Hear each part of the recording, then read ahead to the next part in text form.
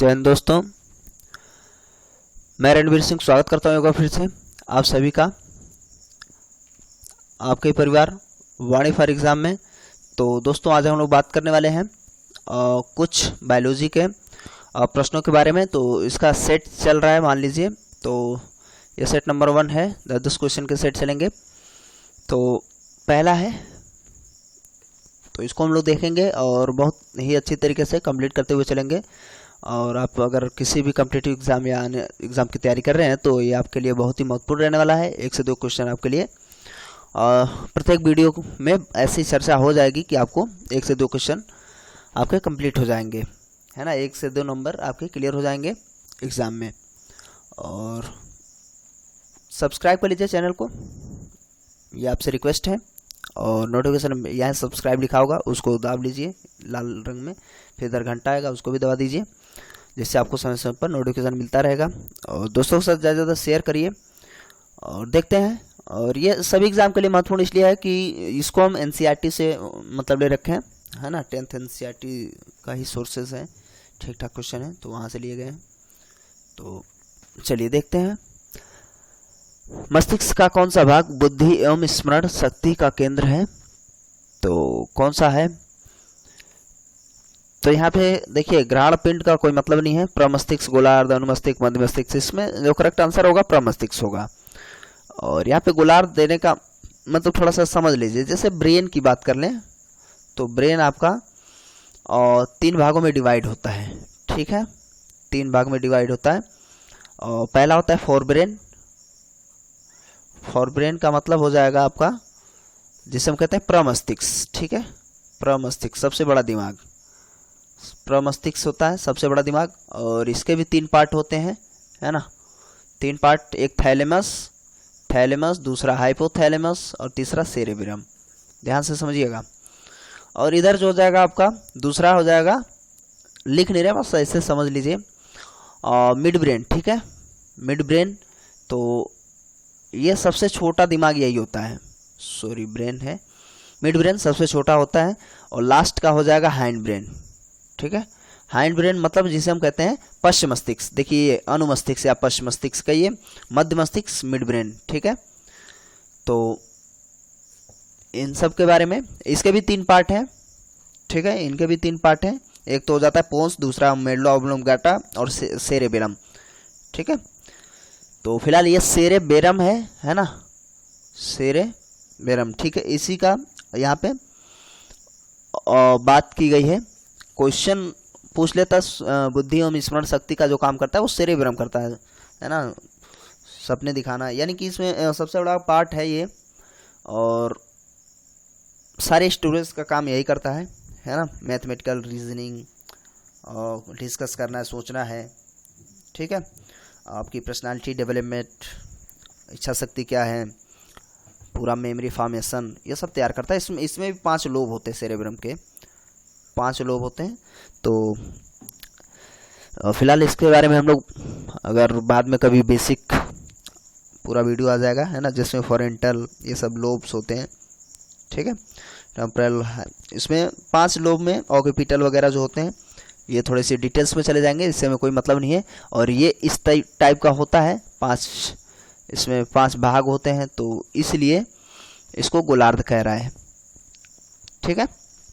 और इनके सब किसके क्या क्या कार्य हैं वो हम लोग के भी कभी देख लेंगे नेक्स्ट वीडियोस में, ठीक है, पूरा डिटेल्स में। रस संवेदी ग्राही पर्यावरण के कौन सी सूचना का पता लगाते हैं? तो रस संवेदी ग्राही, रस से ऐसा लग ही रहा है कि स्वाद के बारे में सॉरी 2 बार स्वाद हो गया है, तो कंफ्यूज मत होइए। यहाँ पे स्वाद हटा देते हैं, एक आपका स्वाद ही सही हो जाएगा, दुनियादारी से कोई मतलब नहीं है।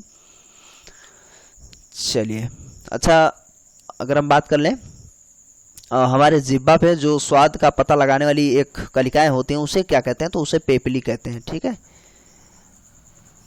माउथ में जो टंग जो होती है, टंग पे जो स्वाद कलिकाएं होती हैं जो पता लगाती हैं स्वाद का, उसे हम पेपली कहते हैं, वो नाम याद रखेंगे। चलिए नेक्स्ट, मनुष्य के मस्तिष्क का कौन सा भाग ताप नियंत्रित करता है? तो ताप नियंत्रित करने का काम जो होता है हाइपोथैलेमस करता है। हाइपोथैलेमस हम कहें तो बहुत बड़ी जिम्मेदारी होती है पूरे शरीर का, है ना। और हाइपोथैलेमस जो होता है आपका हाइंड ब्रेन यानी कि पश्च मस्तिष्क का भाग होता है ना। तो सॉरी बात हम लोग हाइपोथैलेमस की कर रहे हैं, तो ये आपका फोरब्रेन यानी कि अग्र मस्तिष्क का भाग होता है हाइपोथैलेमस, ठीक है। तो इसके ऊपर ही है ताप नियंत्रण का कार्य करना, है ना। तो ये जो कार्य करता है हार्मोन्स के रूप में काम करता है यहाँ पे। ये जो होता है हाइपोथैलेमस, इसे हम मास्टर ग्लैंड्स भी कहते हैं, है ना। कारण है कि जो आपकी पिट्यूटरी ग्लैंड्स है उस पे भी कंट्रोल हाइपोथैलेमस ही करता है, और पिट्यूटरी ग्लैंड्स को हम मास्टर ग्लैंड कहते हैं, ठीक है।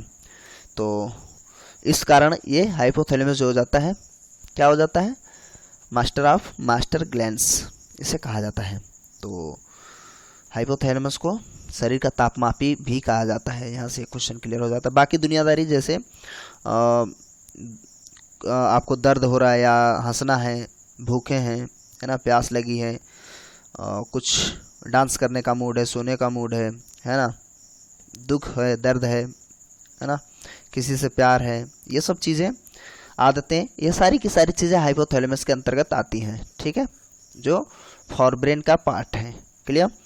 और बहुत बड़ी जिम्मेदारी है हम कहें तो इसको ऊपर, फिलहाल मस्तिष्क का ही ये पार्ट है। तो ये एज अ ब्रेन और एज अ ग्लैंड्स दोनों तरीके से काम करता है, ठीक है। मनुष्य का शरीर का तापमान बनाए रखता है, तो ये सब काम भी इसका है एज अ ग्लैंड्स। चलिए नेक्स्ट देखते हैं आगे हम लोग। और पिट्यूटरी ग्लैंड्स यानी पीयूष ग्रंथि के बारे में तो आप जानते ही हैं, मास्टर ग्लैंड्स ही है। चलिए, सामान्य मनुष्य के मस्तिष्क का भार होता है, तो यहाँ पे ऑप्शन नंबर आपका देखिए ख हो जाएगा 1300 से 1400। अच्छा, ऑप्शन में अगर आपको मिल जाए 1350 से 1450 तो आप कंफ्यूज मत होइएगा। और ये जो एग्जैक्ट आंकड़ा है ऐसे औसत में आता है, तो ये फीमेल के लिए यानी कि महिला मस्तिष्क जो होता है वो 1350 ग्राम के आसपास होता है, और जो पुरुष होते हैं, पुरुष का मस्तिष्क का वजन जो होता है 1450 ग्राम के आसपास। ऐसा नहीं है मतलब महिलाओं में दिमाग कम है, 100 ग्राम का अंतर ऐसा दिखाया जा रहा है। कारण है वजन के हिसाब से उस ब्रेन का भी वजन होता है, तो इसलिए ऐसा। फिलहाल अगर एग्जैक्ट आ जाए तो आप इतना भी याद रखेंगे, ठीक है। 1300 से 1500 भी आ सकता है, तो 1400 आ जाए, आमतौर पे 1400 ही मिलता है, तो जो भी आ जाए आप लगा लेंगे, ठीक है। तो करेक्ट ये वाला है, बॉक्स वाला, ठीक है। चलिए नेक्स्ट देखते हैं हम लोग। शरीर की भंगिमा और संतुलन का नियंत्रण होता है प्रमस्तिष्क से, अनुमस्तिष्क से, मेडुला और पोन्स से। तो यहाँ पे ध्यान देने वाली बात है, और ये कह रहा है कि भंगिमा और संतुलन होता है, ठीक है। तो ये आपका जो काम करेगा सेरेब्रम करेगा, ठीक है, सेरेबेलम है, ठीक है। तो सेरेबेलम यानी कि हम अनुमस्तिष्क कहते हैं उसको। ये आपका जो होता है पश्च मस्तिष्क यानी कि हाइंड ब्रेन का पार्ट है, ठीक है। तो इसकी जिम्मेदारी होती है सेरेबेलम का, है ना, बॉडी बैलेंसिंग, क्या बोलना है ना, और कैसे रिएक्ट करना है, मसल मूवमेंट वगैरह भी सेरेबेलम यानी कि अनुमस्तिष्क का ही कार्य है, ठीक है। और बाकी प्रमस्तिष्क के बारे में तो जानते ही हैं, अभी बात हुई थी, ठीक है। सेरेब्रम जिसे हम कहते हैं, जो सबसे बड़ा पार्ट होता है, तो मेमोरी स्टोरेज आप कह सकते हैं, ठीक है। सोचने, समझने, याद रखने, ये सारी कैलकुलेशन वगैरह करने का काम प्रमस्तिष्क करता है, जो फोरब्रेन का ही पार्ट है। बाकी अगर मेडुला तो नहीं है, मेडुला ओब्लंगाटा कहा जाता है, ठीक है। तो मेडुला ओब्लंगाटा जो होता है वो काम क्या करता है, वो ऐच्छिक अनैच्छिक, सॉरी ऐच्छिक नहीं कहेंगे, अनैच्छिक ही कहेंगे, ठीक है। तो अनैच्छिक क्रियाओं पे इसका कंट्रोल होता है ना, अनैच्छिक क्रियाओं पे कंट्रोल। किसके बारे में हम बात कर रहे हैं, मेडुला के बारे में, ठीक है, मेडुला ओब्लंगाटा। और बाकी अगर हम पोन्स की बात कर लें तो पोन्स का ज़्यादा कुछ काम नहीं है, है ना। ब्रीदिंग का इसका काम है, यानी श्वसन तंत्र, यानी कि श्वसन दर के बारे में इसकी जिम्मेदारी है पोन्स की, ठीक है। पोन्स भी क्या है, पोन्स भी आपका हाइंड ब्रेन यानी कि पश्च मस्तिष्क का ही भाग है। तो पोन्स, मेडुला ऑब्लोंगाटा और यहाँ पे सेरेबेलम। तो सेरेबेलम मतलब अनुमस्तिष्क, ये सारे के सारे आपके हो जाएंगे पश्च मस्तिष्क का भाग हो जाएगा, ठीक है। तो और ये क्या काम करता है, पोन्स, पोन्स क्या करता है कि स्पाइनल कॉर्ड को हाइपोथैलेमस के बीच में जोड़ता है ना। पोन्स का कार्य क्या होता है, यानी कि स्पाइनल कॉर्ड यानी कि मेरुरज्जु और मेरुरज्जु के बीच में पोन्स होता है, जो यानी कि मैसेजेस लेके जाता है हाइपोथैलेमस तक, ठीक है। हाइपोथैलेमस तक मैसेज को पहुंचाता है, तो मीडिएटर का काम करता है, ठीक है, पोन्स। चलिए इसको विस्तार में वीडियो डालते हैं किसी दिन, है ना, चैनल पे। नेक्स्ट देखते हैं, मनुष्य के मस्तिष्क का कौन सा भाग सर्वाधिक विकसित होता है। तो ये आप पहले ही समझ गए हैं, प्रमस्तिष्क, थोड़ी सी बात कर ली गई है ना पहले ही, प्रमस्तिष्क यानी सेरेब्रम, तो यही सबसे ज़्यादा विकसित है और सबसे बड़ा भी यही है, ठीक है। इंटेलिजेंट ब्रेन कहते हैं इसको। तो ये हो जाएगा आपका। नेक्स्ट, मस्तिष्क उत्तरदायी होता है सोचने का कार्य, शरीर संतुलन, हृदय स्पंदन, सभी कार्य के लिए। अच्छा, इसको अगर पोस्टमार्टम करना चाहें कि सोचने का कार्य कौन करेगा, तो सोचने का कार्य सेरेब्रम यानी कि हम जिसे कहते हैं हिंदी में प्रमस्तिष्क। शरीर संतुलन, शरीर संतुलन की बात कर लें, बॉडी बैलेंसिंग, सोचना समझना, बोलना, मसल्स मूवमेंट, ये कार्य हो जाएगा आपका सेरेबेलम। सेरेबेलम यानी कि जिसे हम कहते हैं पश्च मस्तिष्क, पश्च मस्तिष्क का भाग है, जिसे हम कहते हैं अनुमस्तिष्क, और इसे जीवन का पेड़ भी कहा जाता है, ठीक है। अनुमस्तिष्क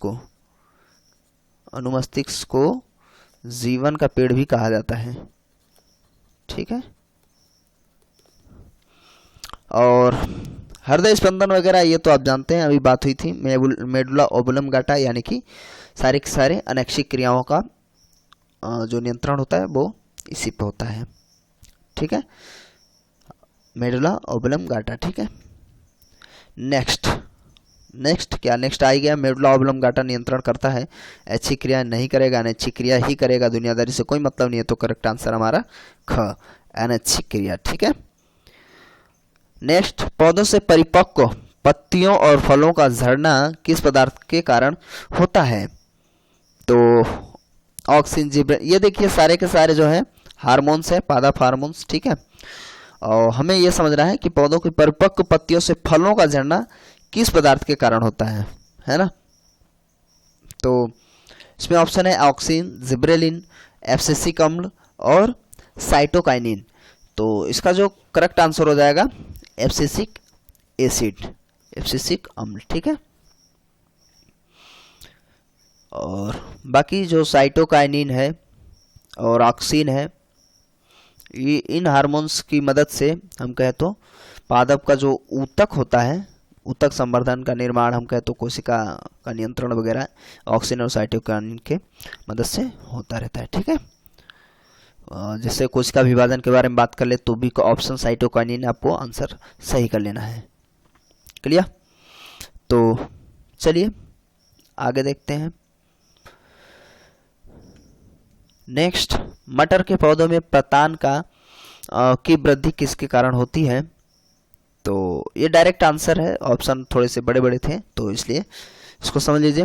इसका हो जाएगा प्रतान की उन कोशिकाओं में तीव्र विभाजन के कारण जो अवलंबन से दूर होते हैं।